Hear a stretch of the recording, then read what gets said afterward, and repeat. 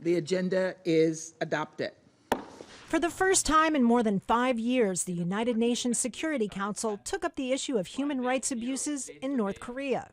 The meeting was requested by the United States, Japan, and Albania, accusing Pyongyang of overspending on its nuclear program, while millions of people go hungry and are denied basic goods. The DPRK's repressive political climate allows the government to divert resources to weapons development at the expense of the welfare of the people in the DPRK who suffer from severe economic hardship and malnutrition.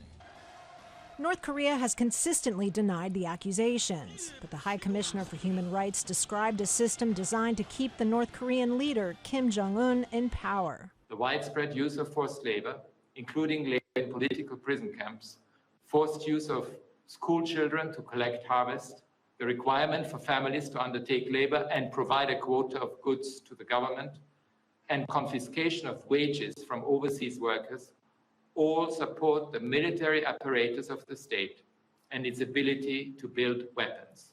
One young man who escaped described being forced to work in the fields instead of going to school and having family members imprisoned for not reporting his departure. The UN estimates there are more than 80,000 political prisoners in the country. Not a single country defended the actions of the DPRK, whose ambassador declined to take part in the meeting.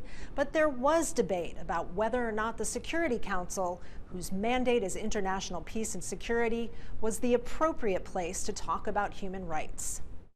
North Korea continues to develop nuclear weapons and missiles in violation of Council resolutions, and China argued that calling the meeting would only escalate tensions, while Russia accused the U.S. of distracting attention from its own provocative acts. We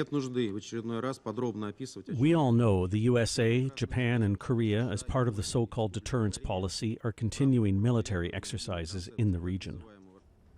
More than 50 nations sided with the United States in condemning North Korea's alleged abuses, saying its actions constitute a threat to international peace and security. They vowed to keep up the pressure on Pyongyang. Kristen, Saloomey, Al Jazeera, the United Nations.